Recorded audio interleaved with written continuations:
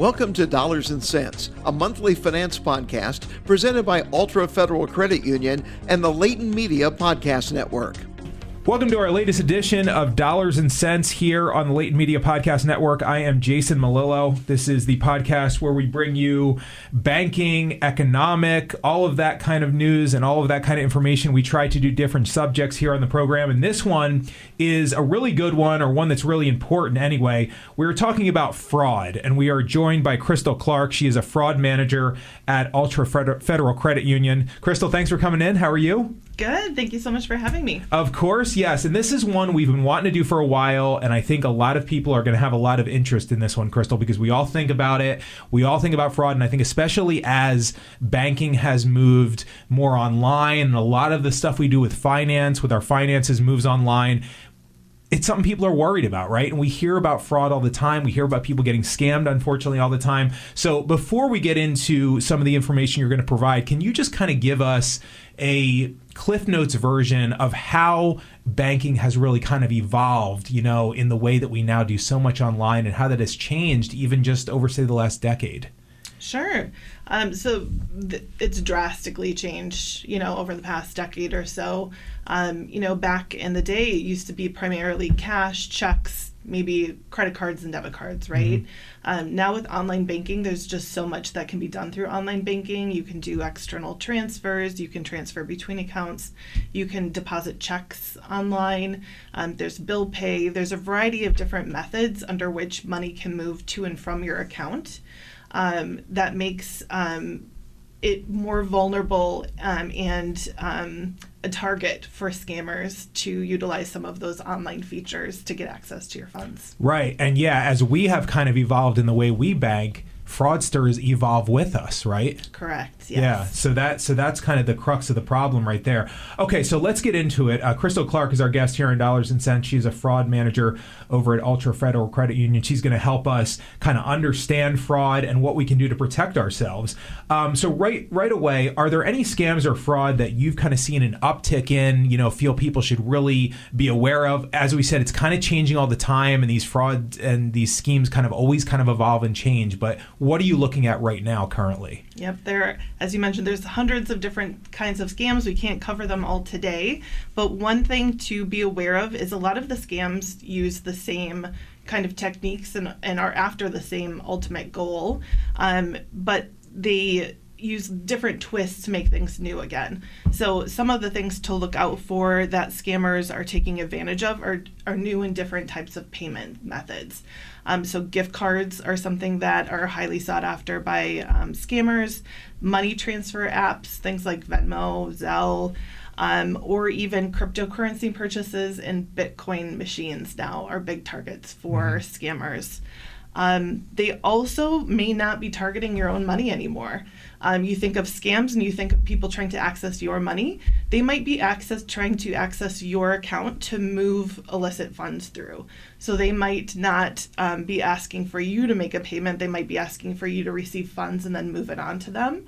And this can be complicit with illicit activity and help fund criminal activity. And again, also the technology that we were talking about is super important to understand that if you're giving access to things like online banking, there's so much that those scammers can get access to. But there are a couple different trends that we're seeing an uptick of, and we're seeing being more prevalently targeted by scammers. The first one is tech support scams. Those ones are extremely common. They're not necessarily new. They've been around for several years, but they do target people who aren't necessarily technologically savvy. So typically the elderly people are where we see the most targeted with tech support scams. The way that the scam works is you'll be on your computer and you'll receive a pop-up that typically is from a well-known company like Microsoft or Norton or something like that, saying that there is a virus on your computer and to call this phone number.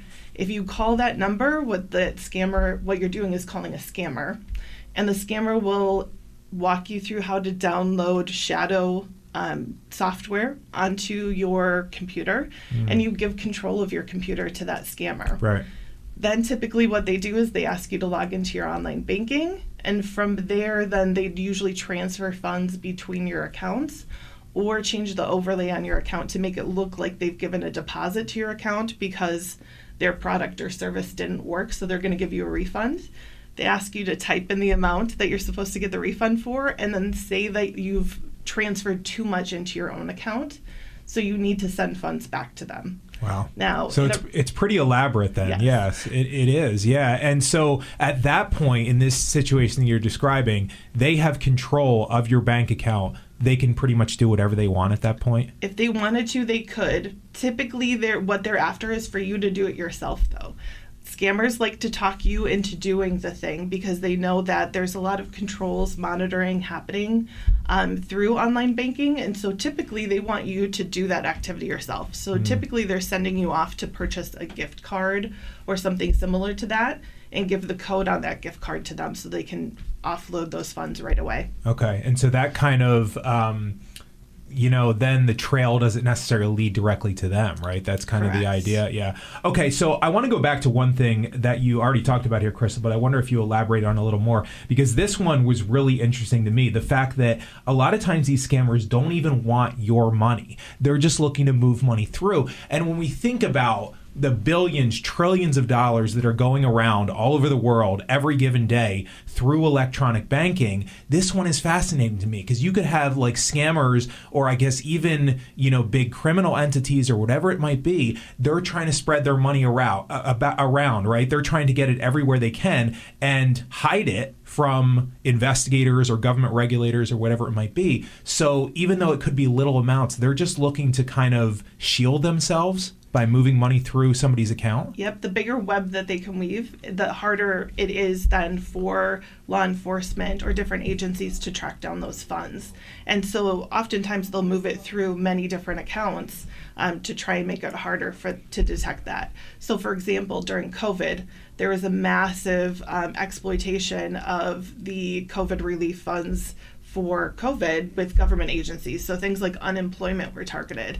And it's those romance scam victims who are doing favors for who they believe to be a trusted partner to receive funds and then pass them on. What they're really doing is they're helping those illegal funds move throughout the financial system. Wow. Yeah, it's just crazy. And it's really hard to wrap your head around sometimes, because there's just so many moving parts in this, really. And, when you're just like one little person thinking about how to protect yourself, yeah, it can be overwhelming, but it's good information. Crystal Clark is our guest. She's a fraud manager at Altra Federal Credit Union here on the Dollars and Cents podcast on the Latent Media Podcast Network.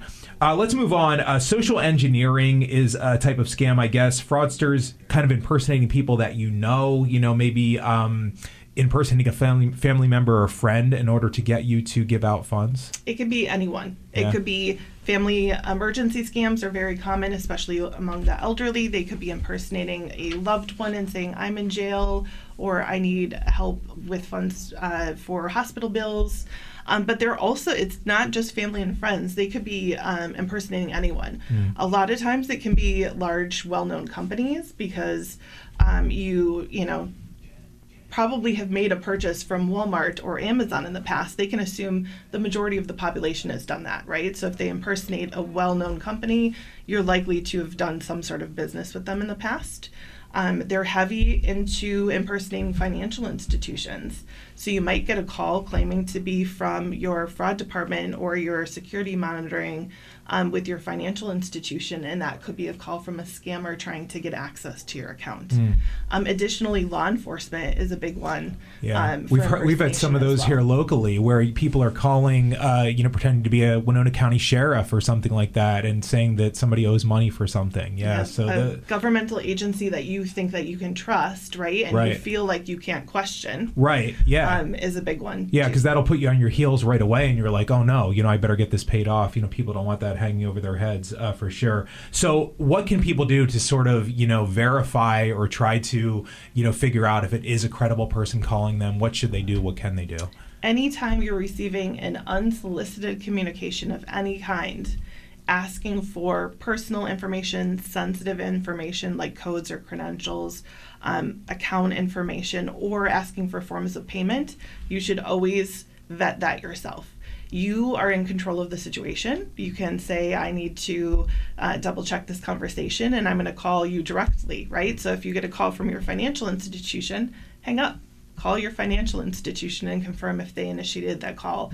If you're getting a call from law enforcement, hang up and call that sheriff's department directly, and they will know if they've called you or not and can confirm that for you directly. Is a good rule of thumb to think that it's pretty rare that your financial institution is going to call you really about things like this? We do call out to people as Okay. a financial institution, but the thing to remember is, how does that conversation go? If we're calling out to you, we're not asking for that information. We're not asking for you to identify yourself or provide sensitive information or make payments. We're just asking you for you to potentially confirm activity, right? Okay. And so if we're just saying, did you or didn't you do this? Yep. That might be okay. The minute we start talking about, okay, I need you to verify who you are, please provide me with your account number or your login credentials, that's the moment to say this is not right. Okay, so that's the red flag more. So if I'm calling my financial institution and they're asking me for personal information, then I'm okay. But if my financial institution calls me, I should be wary of giving out my personal information. Yeah, we know who we're calling. We have all your information already. We Right. don't need you to provide it. Yeah, okay, good to know. Now, this is another interesting one because I think of mail as being kind of a dying form of communicating with people, keeping in touch with people, but you say mail theft is actually on the rise right now. It is. In all ways, shapes, and forms. So if you still mail from your individual mailbox and put up that little flag, Right. that's like a flag saying, hello, please come and steal whatever is inside. Right. But on top of that, though, the Postal Service is being targeted. So there are an increased amount of people getting keys. You can just buy keys for the blue boxes on the dark web. Postal workers are being targeted and robbed by gunpoint. There's a lot of mail theft going on. And for the amount where we think who uses mail anymore, there's still a lot of people who mail out payments and checks specifically through the mail. Yeah. So in order to protect yourself in that measure, consider your other options. Try not to write out checks and send those through the mail, right? There's a lot of other options to make payments via card or ACH or set up reoccurring payments. Using bill pay options are great. But if you find yourself in dire need of mailing a check, make sure you don't do that just from your home. I would suggest going into the post office to do that, and going inside rather than using a blue box to do that, because that's less likely to then be hit by someone robbing that. Somebody can't just come by and take it out of your mailbox. That's kind of the biggest thing. Cryptocurrency, something we hear a lot about, right? And a lot of people, and I include myself in this, I don't even really understand what cryptocurrency is, to be honest, but it is something that opens up for scams, and you have one called the cryptocurrency investment scam. How does this scam work? Yeah, we're seeing a lot more of that. People are, cryptocurrency has been around, but people are finding more and more interest in it and deciding to dabble in it, investing. Scammers are taking advantage of that, and they know that people don't necessarily understand crypto. They maybe want to get involved in it, but they don't understand it. And so scammers are offering investment classes to teach you how to invest, but ultimately end up scamming you. So if you, typically you're getting these sort of offers via social media, or maybe a romantic partner that you've met on a dating site saying, I can talk you through how to invest. They're always guaranteeing some sort of really good return on your investment. And then how the scam works is sometimes they'll set up a crypto wallet under your name, but they control it. Or they may allow you to set up your crypto wallet, but they'll have you send screenshots of your the way to access through the private key or your credentials on how you access that wallet. Or sometimes they'll call themselves an investment company, and they'll have you set up your wallet and then transfer funds to them, crypto to them, to invest for you, essentially. But with all of those different situations, you're going to invest those funds, and typically you never receive them back. Right. With crypto, is there less safeguards in place than, say, a more established, I guess what we would call old school financial institution? Right. The thing that you have to know about crypto is it's not regulated. There is no, once you make payments, they're not reversible. There's no legal protections for you if you use those crypto services. Right. Okay.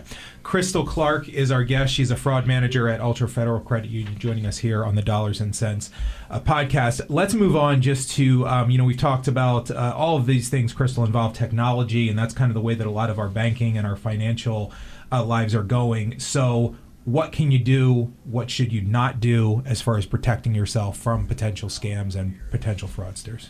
Sure. There's some basics that everybody should know about protecting themselves when using the internet. One being, if you're using public Wi-Fi, assume that anybody can see whatever it is that you're doing on that public Wi-Fi. So if you need to log into your financial institution or make a payment, that's not the time to use public Wi-Fi. Make sure that you wait to do those things until you are at a trusted Wi-Fi, right, or if you have a private VPN. Another thing to consider with internet is your credentials that you set up. That's a big, important thing. Make sure that you're setting up strong, complex passwords and usernames. People don't think about usernames, but if you just make it a part of your name, that might be easy for a scammer to guess, right? So make sure your usernames are complex along with your passwords. And it's extremely important not to share those across platforms. So you don't want to use the same credentials that you use on Facebook for your financial institution. If one of those becomes compromised, it's easy for a scammer to take that and then try that across multiple platforms. And then potentially they'll have access to a lot of your information and accounts if you're using that across the board.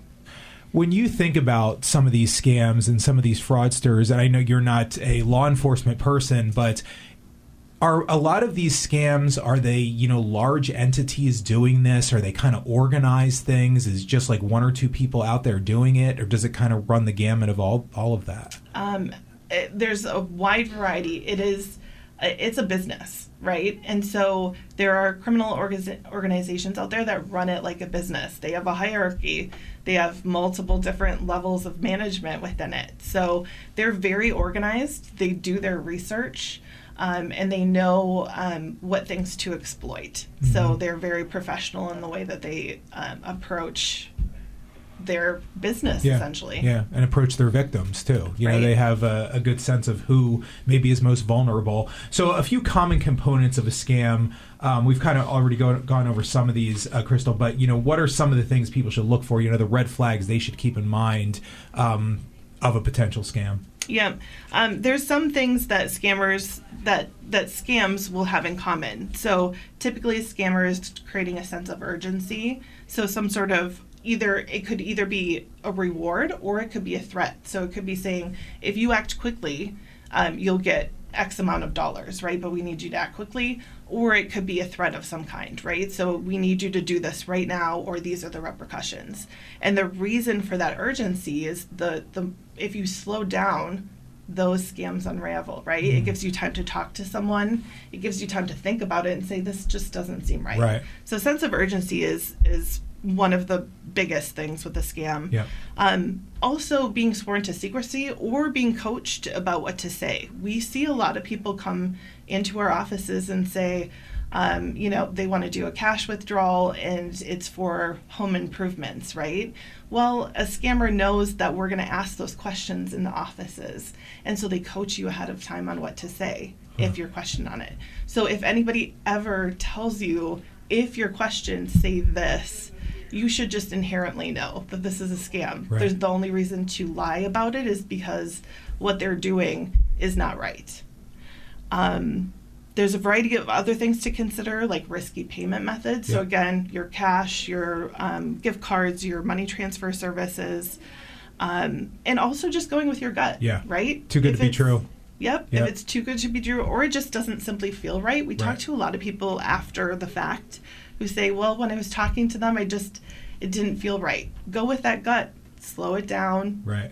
Take some time. And then requests for sensitive information. We obviously already talked about that. Don't ever give out sensitive information unless you are 100% sure that you're talking to a legitimate source. Crystal Clark is our guest. She is a fraud manager at Altra Federal Credit Union, joining us here on the Dollars and Cents podcast. So finally, Crystal, what safeguards does Altra have in place and other, forward-thinking financial institutions? What do you guys do to help protect people? Well, we have an internal fraud department, fully staffed. We've got 9 different employees alone in our fraud department. We have a variety of monitoring and services. So we've got monitoring that happens, alerts, reports that we review. There are 24/7 card monitoring and servicing. Mm-hmm. There's also a lot of additional security options that you can sign up for, but you have to know about it and sign up for it yourself. So I really encourage people to take advantage of those and understand what options are out there for them. Contact your financial institution, figure out what they offer. Altra offers the capability to set up a verbal password on your account. So if someone calls in or stops into an office, somebody would have to give a verbal password before we would proceed with transacting on that account. Yeah. You can set up card purchase alerts to be alerted for every purchase that comes through on your card. It makes it easier for you to help monitor your activity and become aware if there's any suspicious activity that comes through. Online banking alerts are something that you can register for to know when people are logging into your account. Mm-hmm. And a big one, and I would encourage this across the board, set up multi-factor authentication whenever you can. Right. Again, those credentials can, if they've been exposed in some way, if that's all you have set up on your account, a bad actor can easily get access to that. But if you have multi-factor, then it'll send a code to your email or via text, and they need that additional layer of authentication to get access to your account. So your recommendation would be to sign up for everything people can, really. I mean, yes. Better safe than sorry, right? Correct, yes. Yeah. I mean, that really sounds great. And it's like, a lot of those things, maybe it takes a few minutes, takes some time to sign up for them, but you're better to do that than be on the back end of getting scammed out of your money, for sure. So it is a evolving situation all the time, right, Crystal? I mean, we're not going back. We're going to go more online probably with our financial institutions, and we are happy that you guys at Altra are just staying on top of that, for us, and that's a good thing. And I think us as people who bank and bank online, we need to be diligent on our end too. It's kind of working hand in hand with you guys, right? Absolutely. Yeah. And I would encourage you to talk to your more vulnerable people in your life. So your elderly, your young people, talk to them as well and make them aware of the scams that are out there and make sure that they're covered and secure too. Yeah, for sure. Okay, we will have to leave it there. We were out of time. Crystal, thanks so much. Great information. Thanks for coming in. We really appreciate it. Thank you so much for having me. That is Crystal Clark. She is a fraud manager at Altra Federal Credit Union. We were talking about fraud and scams and how we can protect ourselves and what we can do to be responsible and just really keep ourselves safe as we bank and do other financial doings online. That is this edition of Dollars and Cents here on the Leighton Media Podcast Network. I am Jason Malillo. Thank you so much for listening, and we will see you next time. Dollars and Cents is a monthly podcast presented by Altra Federal Credit Union and the Leighton Media Podcast Network. Find this and other podcasts on demand at WinonaRadio.com.